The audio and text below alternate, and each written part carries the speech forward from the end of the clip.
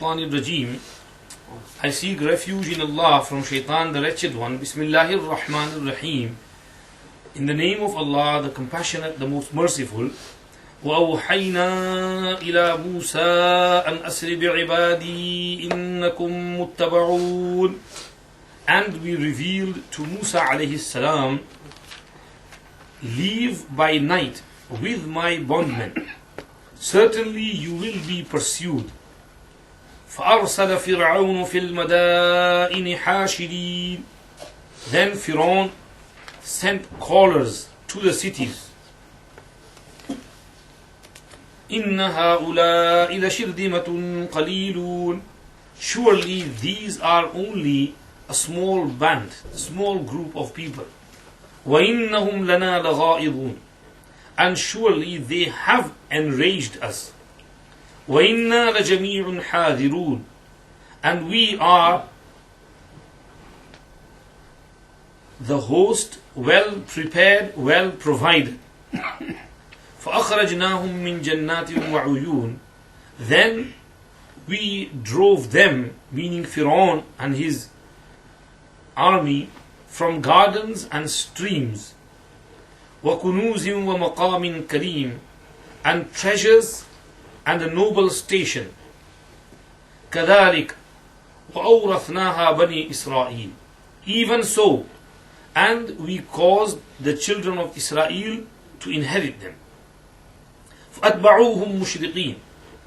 And they pursued them at sunrise. فَلَمَّا تَرَاءَى الْجَمْعَانِ قَالَ أَصْحَابُ مُوسَىٰ إِنَّا لَمُدْرَكُونَ. And when the two parties saw each other, the companions of Musa alayhi salam said, verily we have been caught. قَالَ كَلَّا إِنَّ مَعِيَ رَبِّي سَيَهْدِينَ. Musa alayhi salam said, by no means. With me is my Lord. He will definitely guide me. فَأَوْحَيْنَا إِلَى مُوسَىٰ أَنِ اضْرِبْ بِعَصَاكَ الْبَحْرَ. Then we revealed to Musa, smite thou the sea with thy rod. فَانْفَلَقَ فَكَانَ كُلُّ فِرْقٍ كَالطَّوْدِ الْعَظِيمِ. So it became separated, and each part was like a mighty mount. وَأَزْلَفْنَا ثَمَّ الْآخَرِينَ. And we brought near to that place the others. فَأَنْجَيْنَا مُوسَى وَمَن مَّعَهُ أَجْمَعِينَ. And we rescued Musa and those with him all together. ثُمَّ أَغْرَقْنَا الْآخَرِينَ. And then we drowned the others. إِنَّ فِي ذَلِكَ لَآيَةً. Surely herein is a sign. وَمَا كَانَ أَكْثَرُهُمْ مُؤْمِنِينَ. Yet most of them are not believers. وَإِنَّ رَبَّكَ لَهُوَ الْعَزِيزُ الرَّحِيمُ. And surely thy Lord, it is He who is mighty, the merciful. The story of Musa alayhi salam and Fir'aun is continuing. Allah subhanahu wa ta'ala told us in the previous ruku' that the confrontation took place between the magicians and Sayyidina Musa alayhi salam. And Musa alayhi salam's snake swallowed all the magic which they had brought. And as soon as they saw this miracle of Musa alayhi salam, they fell into sajda, they believed. Fir'aun threatened them with their lives, and they were not scared. They said, no problem, you can kill us. And there are reports that Fir'aun had them surrounded and he murdered all of them. But when Fir'aun was giving them this warning, they said their iman was how strong and powerful. They had just embraced Islam. But look at the strength of their iman. They are saying, قَالُوا لَا ضَيْرٍ إِنَّا إِلَىٰ رَبِّنَا مُنْقَلِبُونَ. No worries, no harm. You kill us, you can kill us. We are surely returning to our Lord. We're not going anywhere else, we're going to Allah. Musa has told us about, he has informed us about the hereafter. This shows that they had somehow learned some things from Musa alayhi salam. They had heard Musa alayhi salam's discourses beforehand, and they knew what Musa alayhi salam's mission was. and his Torah and to what he was inviting. So they said that we have believed that everything that Musa says is true, and we will be returning to Allah. And they said, "Inna natma'u an yaghfira lana rabbuna khatayana an kunna awwal al-mu'minin." We have great hope that our Lord will forgive for us our mistakes, because we are the first of believers. We are the first of believers, meaning in this congregation, in this arena. Nobody else is believing, not Fir'aun, not his other people who have seen this miracle. We are the first to believe. Even though Musa a.s. had other followers from Bani Israel, because he had been in Misr for some time, for a good few months. So within that few months, he had many followers, many converts. So over here in this congregation, we are the first to believers. Then Allah moves on to say, وَأَوْحَيْنَا إِلَى مُوسَى نَسْرِ بِعِبَادِي إِنَّكُمْ مُتَّبَعُونَ. We revealed to Musa a.s. at one time that the term of Fir'aun has expired. Now he should be expired as well. So his expiry date has come. You have to take my bondman by night and leave from this town. Now between the confrontation with the magicians and between this incident of taking Banu Israel out, there is a huge gap. And in that, many other things happen. Musa a.s. again and again comes to Fir'aun, invites, and then many things happen. The signs which are mentioned in Surah Al-A'raf, في 9 آيات إلى فرعون وقومه, 9 signs which were given to him. And فأرسلنا عليهم الطوفان والجراد والقمل والضفادع والدم آيات مفصلات فاستكبروا وكانوا قوما مجرمين. So all these signs took place. The tufan came, the locust, the क्या कहते हैं, कुम्मल, जूं, lices, or blood, the water turning into blood. These signs. Every time a sign would come, then they would say, "Oh Musa, please pray to God, and we will follow you." Musa alayhi salam makes dua, and when the problem goes away, they go back to their old ways. Some Mufassirin narrate here that once there was a huge drought and famine, and there was no rain. And people came to Fir'aun and said, "You claim to be Rabbukumul A'la, Ana Rabbukumul A'la, then you should bring us down the rain." He said, "No problem." And one night, he wears libas, clothing like Musa alayhi salam, and he goes outside when no one sees him, in an area where there's no one on the outskirts. And then he calls out, "Allah, oh Allah, I know you are the greatest Lord and you have everything in your power. And please give us rain." And he supplicates, Musa is here, people are dying. And Allah subhanahu wa ta'ala listens to his prayers and Allah sends down the rain. This was also a test for Fir'aun, so that he can believe that Allah is there, he should follow Allah's commands. But still, when the heart is twisted, then the person refuses to believe. His heart was twisted. So these types of cases happen. And Fir'aun's time and again, his arrogance and his stubbornness gets the better of him. And he makes mockery of Musa alayhi salam at times as well. أَمْ أَنَا خَيْرٌ مِّنْ هَذَا الَّذِي هُوَ مَهِينٌ وَلَا يَكَادُ يُبِينٌ فَلَوْلَا أُلْقِيَ عَلَيْهِ أَسْوِرَةٌ مِّنْ ذَهَبٍ أَوْ جَاءَ مَعَهُ الْمَلَائِكَةُ مُقْتَرِنِينَ فاستخف قومه فأطاعوه إنهم كانوا قوما فاسقين فلما آسفونا انتقمنا منهم أجمعين فأغرقناهم وجعلناهم سلفا ومثلا للآخرين. Allah mentioned in Surah Al-Zukhruf 25th juz. So when all these things had happened, respite was given.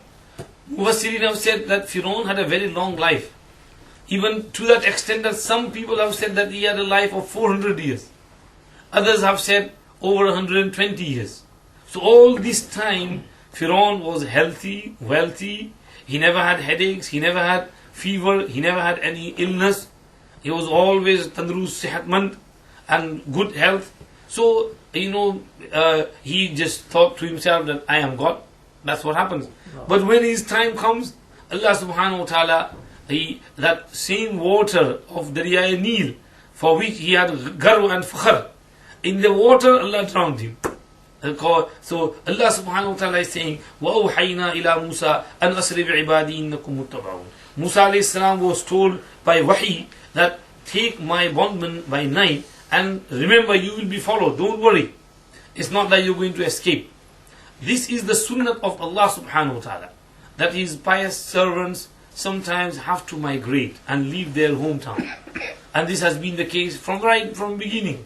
Ibrahim alayhi salam had to leave from Canaan and he had to travel through Egypt, and then he finally ended up in Jerusalem, and then he had to take his family from Jerusalem to Makkah Mukarramah. So one wife was in Jerusalem, the other was in Makkah Mukarramah. One son here, another son there. So these types of halat and conditional situations they have to go through. So Musa alayhi salam had to migrate as well, and the Rasul Pak sallallahu alayhi salam had to migrate from Makkah Mukarramah to Medina Munawwara. So over here Musa alayhi salam is told that Musa, you don't migrate on your own, you have to take the whole Bani Israel with you, and remember you will be followed. And this is what they did. Imam Qurtubi rahmatullah alayhi narrates that Musa alayhi salam secretly informed Bani Israel that tomorrow night we will have to leave the city, and the word was passed around. And Bani Israel were like ghulams, slaves and maids who would work in the homes of the Qibtis. And like there was the apartheid in South Africa, that was the same condition of Bani Israel, the apartheid.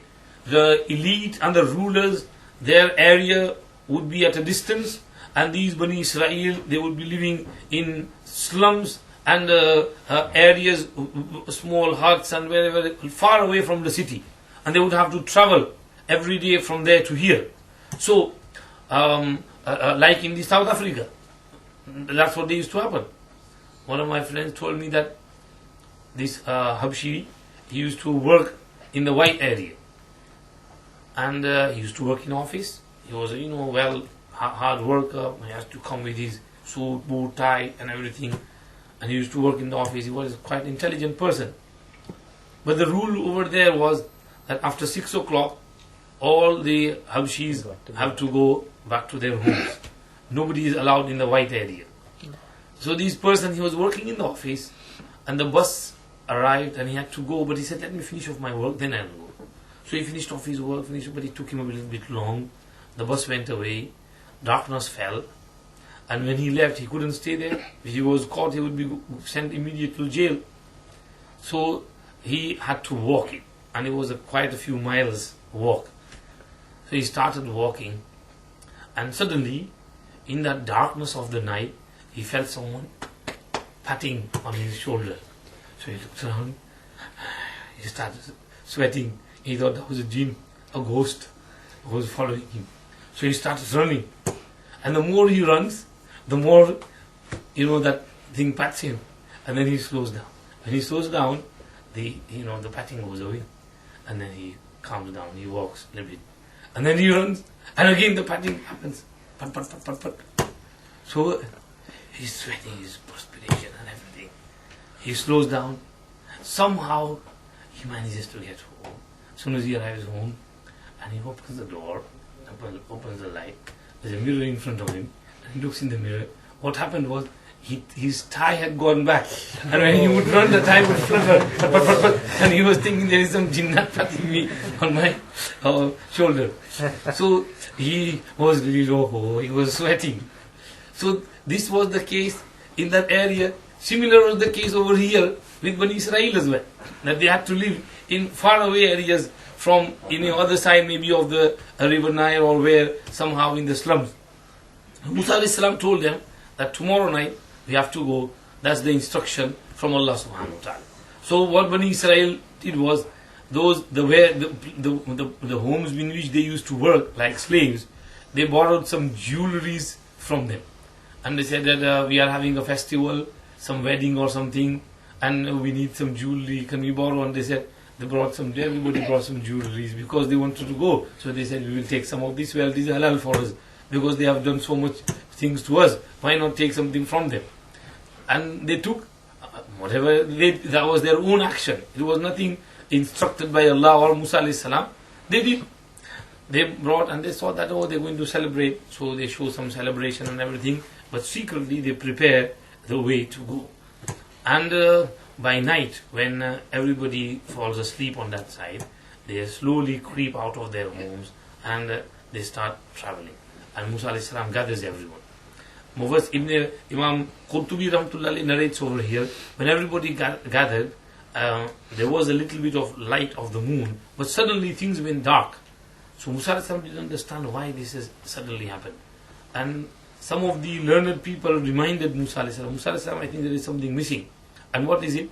It is the body of Sayyiduna Yusuf alayhi salam. He had made an instruction that when Bani Israel leave this town, they should take his body with them. So you haven't taken it with you. So Musa alayhi salam said, who can show me where his qabr is? So they said that this old lady among Bani Israel, Ajuzu Bani Israel. So she was called upon. And Musa alayhi salam asked her, do you know where the qabr of Yusuf alayhi salam is? I know. Can you take us there? And she said, no, unless you make me a promise. And what is the promise? That you will give me your company in Jannah. Allah. Musa alayhi salam said, no, ask something else. No, otherwise I'm not telling you. So the people instructed Musa alayhi salam to accept what she said. He said, okay. So she takes them. And Yusuf alayhi salam's qabr is opened up, and his coffin, his body is taken, and now Bani Israel travels swiftly. And throughout the night they just keep traveling. And as soon as they take out the body of Sayyidina Yusuf alayhi salam, the moon again lights up, and there is light, and they can travel. And now they travel. With regards to these Ajuz of Bani Israel, Qurtubi also narrates one hadith that once Rasulullah sallallahu alayhi wasallam was traveling somewhere, and he camped at some place, and there was a Bedouin there, and the Bedouin was extremely courteous, and he showed some hospitality, and he fed Rasulullah sallallahu alayhi wasallam. Rasulullah sallallahu alayhi wasallam was very happy, and Rasulullah sallallahu alayhi wasallam asked him, ask what you want, I will make dua for you, I will pray for you. So he said, I need a good camel to ride on, and a few goats and sheep which I can graze and milk and use for myself. Rasulullah sallallahu alaihi wasallam prayed for him, and then he said, could you not become like the old lady Ajuz of Bani Israel?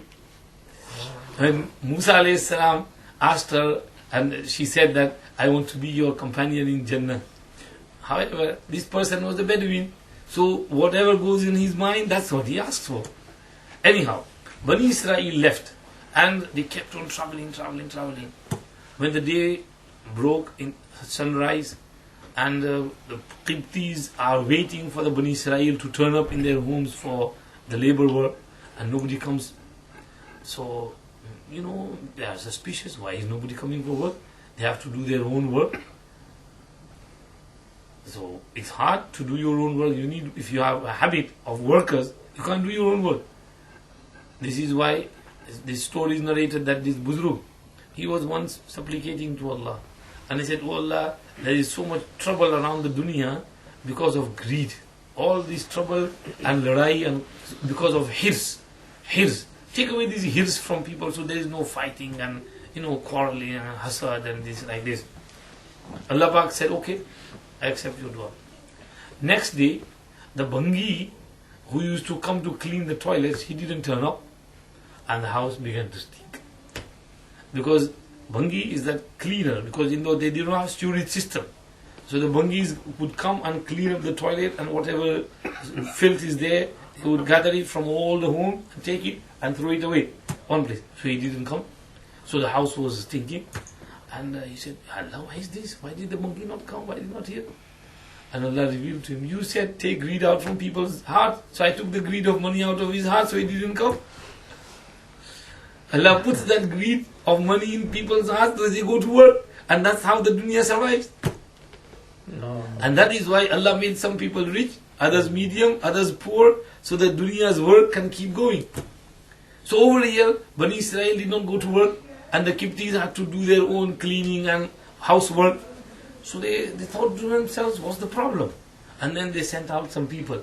And what do they see? The whole homes of all the Bani Israel are deserted. How many Bani Israel left? Qurtubi has said that some riwayat have said they were over 600,000. Allah knows best how many they were. But some narrators, Wallahu alam, he said after that, 600,000. And Firaun was informed. So Firaun got into a rage, and he said, oh, they tricked us. and they left over here.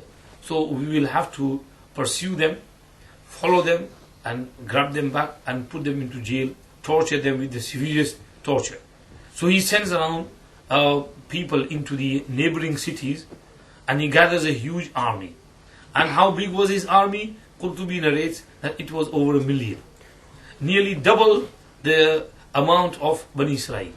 So the Pharaoh gathers army, and it takes him time to gather all these army, and they gather upon horses with weapons, and now they take the route and they start following Bani Israel. Bani Israel had gained the momentum and they had gone quite far away, but many of them were on foot. Some of them had some ride, so they could not travel at a huge pace, and now Pharaoh comes behind them. This is what Allah is saying, that فَأَرْسَلَ فِرْعَوْنُ فِي الْمَدَائِنِ حَاشِرِينَ. Pharaoh sent out callers unto the cities and gathered everyone. And then he said to his people, إِنَّ هَؤُلَاءِ لَشِرْذِمَةٌ قَلِيلٌ. Don't worry, these people are only a small band, and we will surround them and seize them. وَإِنَّهُمْ لَنَا لَغَائِظُونَ. They have enraged us, meaning they have made us angry, and they have always been doing this. This is why he said, وَإِنَّا لَجَمِيعٌ حَاذِرُونَ. And surely we have always been, having some fear from them. They have been trying to attack us and somehow deceive us, and this has been going on for some time. So now is the final insult, and we have to pursue them and grab them. So he said that we have always been scared that they will do something like this. So let's pursue them, follow them. And they follow. Allah says, فَأَخْرَجْنَاهُمْ مِنْ جَنَّاتٍ وَعُيُونٍ وَكُنُوزٍ وَمَقَامٍ كَرِيمٍ. Then we drove them from the gardens and streams and the treasures and the noble station. From gardens and streams, these gardens were on the bank of River Nile. And River Nile is one of the best rivers in the whole world. It's the longest rivers. It goes on for nearly 2,500 kilometers. It starts off from somewhere above Sudan and goes through the whole of Sudan and then through Egypt and ends up somewhere. So it's the longest river in the whole world, and it's quite wide as well. And at places it gets really wide and stretches out, and the whole livelihood of Egyptians is on River Nile. And when we went to visit there are so many ships and boats, and on the bank of River Nile, so many hotels and casinos nowadays, and people are going there to chill out. So River Nile was the river on which their farming and livelihood depended. That is why Allah said, فَأَخْرَجْنَاهُمْ مِنْ جَنَّاتٍ. Those jannat and baghicha, orchards and gardens which were on the bank of River Nile, we took them out from there, and the whole army of Pharaoh left from there. Over here, Imam Qurtubi rahmatullahi alayhi narrates some virtues of River Nile, and in one hadith, Rasulullah sallallahu alaihi wasallam said, "Sayhan wa Jayhan wa Nil wal Furat min anhar al Jannah." That 4 rivers in the world are from the rivers of Jannah. Sayhan, Jayhan, these are on the eastern area, the Mawara'un Nahr, on the eastern area of Middle East, and Nil and Furat are in the Middle East, River Nile and River Euphrates. Rasulullah sallallahu alaihi wasallam said these are from Jannah. When Rasulullah sallallahu alaihi wasallam went for Mi'raj, he said that I saw Sidratul Muntaha and I saw 4 rivers flowing from there, 2 Zahir and 2 Batin, 2 apparent and 2 hidden. And the 2 hidden were the Salsabil and Kawthar, and the 2 apparent were the Nile and Furat, Euphrates. So Allah knows best what He means, but what He is trying to say is, in the dunya, when you see huge amount of water gathered at one place, normally it's not sweet water, it's salty in the oceans. But these rivers are like oceans. However, their water is sweet, it's drinkable, and it's it's able to be used for farming and agricultural work as well. Whereas seawater cannot be used for farming and agricultural purposes. So this is why Rasulullah sallallahu alaihi wasallam said it's sweet and the water is from Jannah. Qurtubi also narrates here with regards to River Nile that when Sayyiduna Umar ibn al-Khattab radiyallahu anhu's time was during his reign, Amr ibn al-As radiallahu anhu conquered Egypt.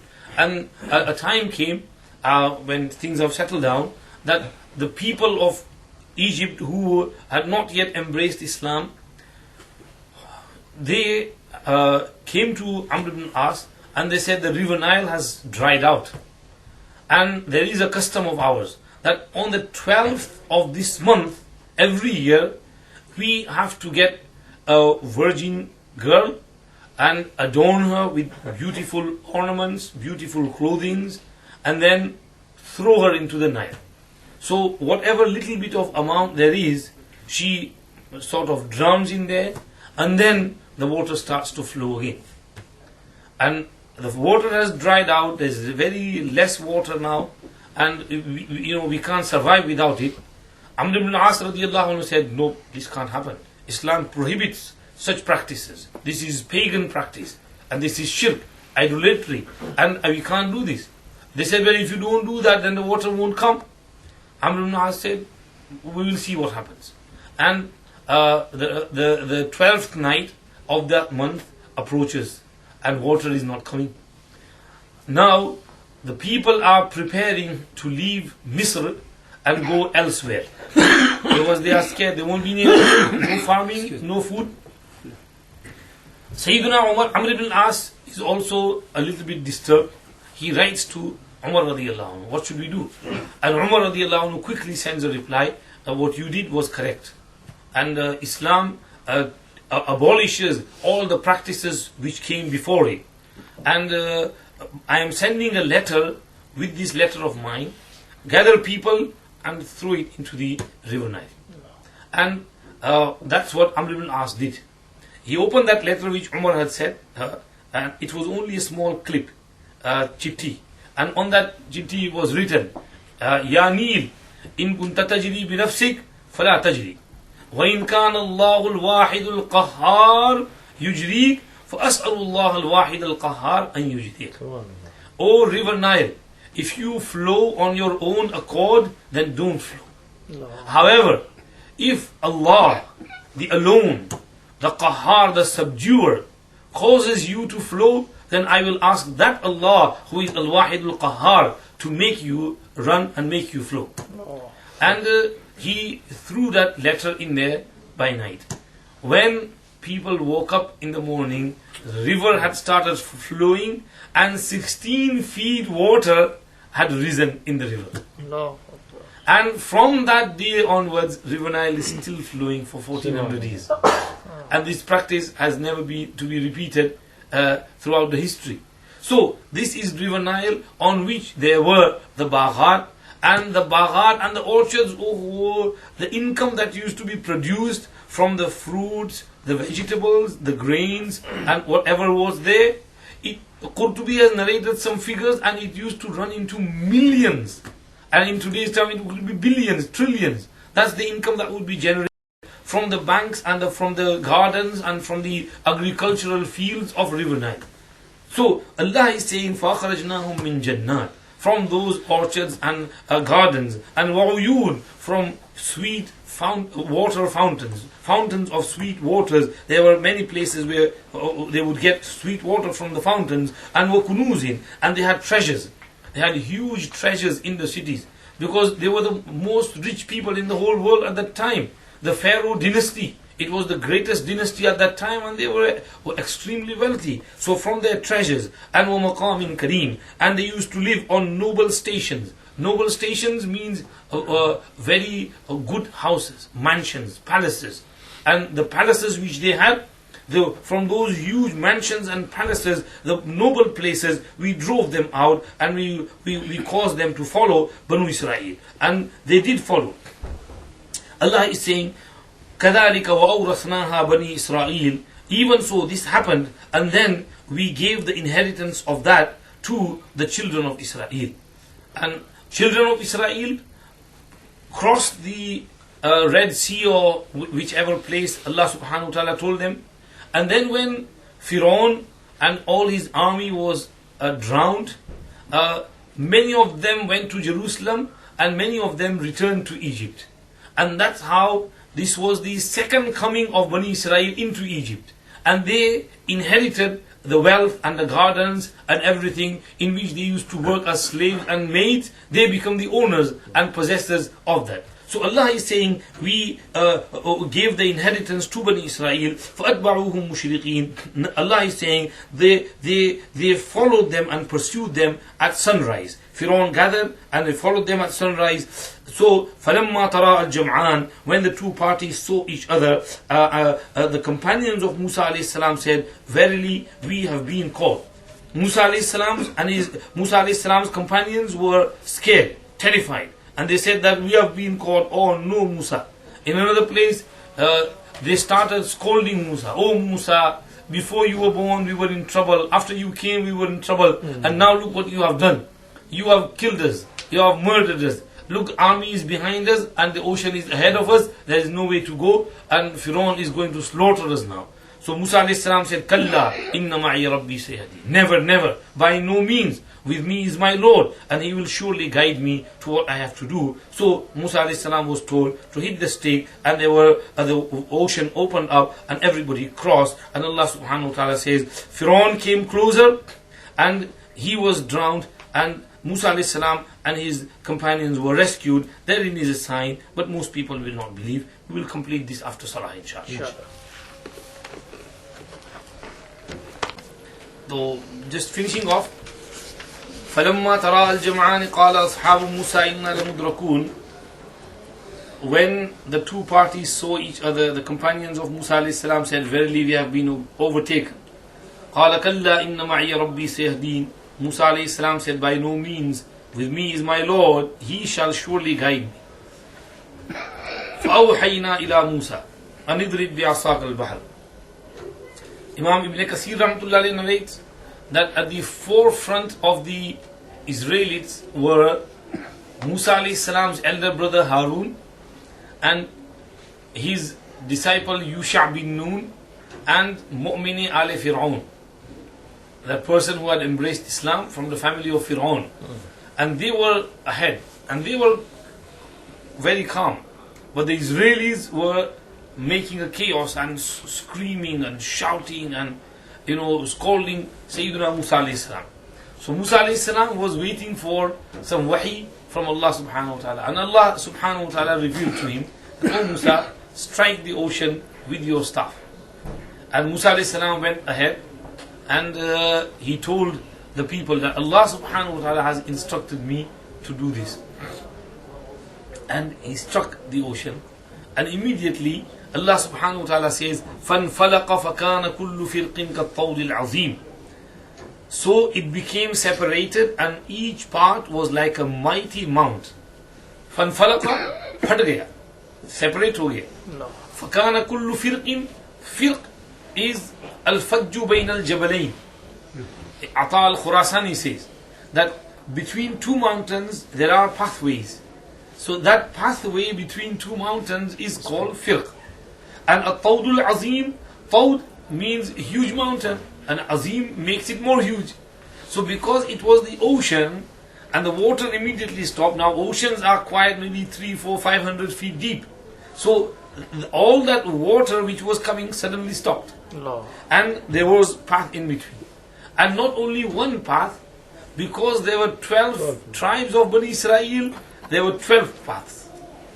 And Suddi narrates that Allah subhanahu wa ta'ala sent a wind which was hot wind, and it blew like, can we say in our terms, fan heater, and all the earth which was wet dried out. And they were able to walk on it like they would be walking on a dry land. So there was no mud in there which would get stuck to their feet, but they would walk on dry land. And they started walking. At the same time, Suddi says, Allah subhanahu wa ta'ala caused some holes in between the mountain-like water, and while they were passing, they could see each other and their fellow tribes and their friends, and they would be waving at one another and quickly rushing towards the other side. And Allah subhanahu wa ta'ala took them the other side. In the meantime, was lafna thamma al-akharin, the others were brought closer to that place. And when they arrived there, they didn't know what's happening. They were just dumbfounded. And they stood there watching. They don't know what to do. Should they also jump in behind them or should they stop there? Pharaoh said to his people, oh, this is one of the greatest tricks of Musa. We have seen many of his tricks. This is another trick by Musa.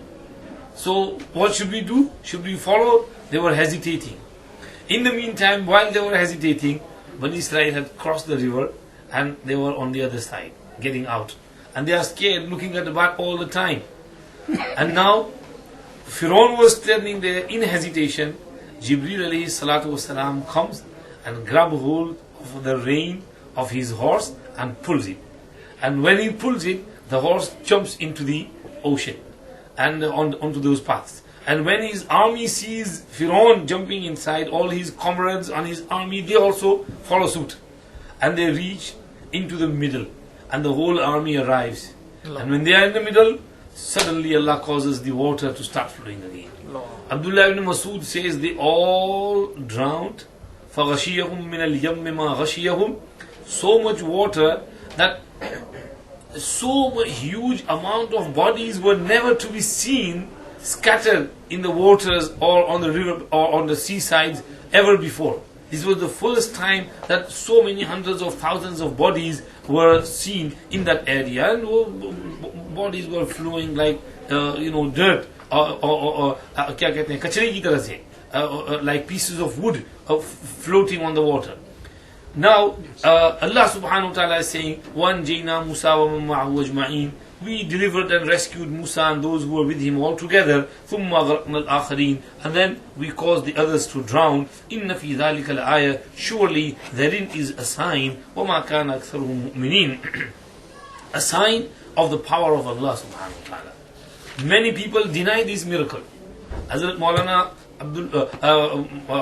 Idris Kandalvi Rahmatullah writes over here that some people say that these types, the philosophers, they say that water standing up and paths being made on it and then suddenly getting back together, this is impossible.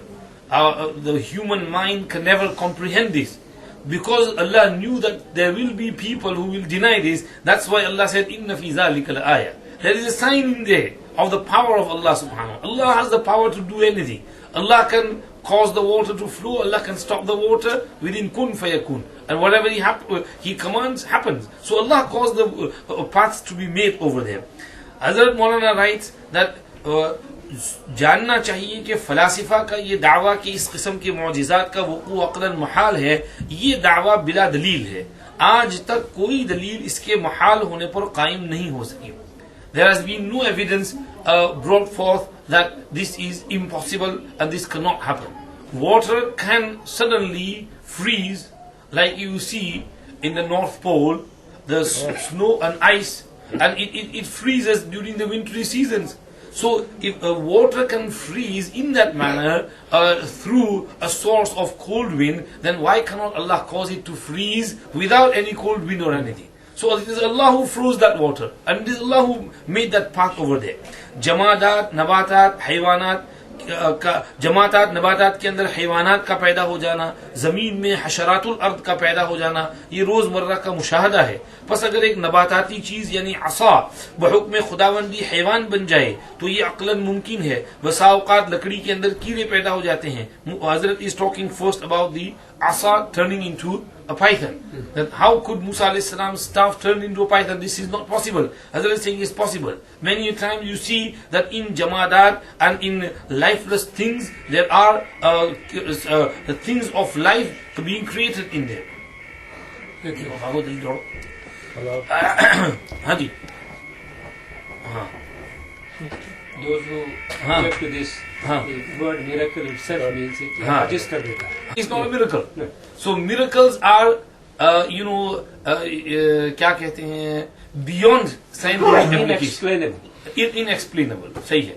Hazrat is saying over here, this Musa alayhi salam's staff turning into it's possible, yes. And also this Hazrat is saying exactly what I said. मौसम सरमा में बड़े बड़े दरिया मुंजमिद हो जाते हैं, हैवानात उन पर से गुजरते रहते हैं.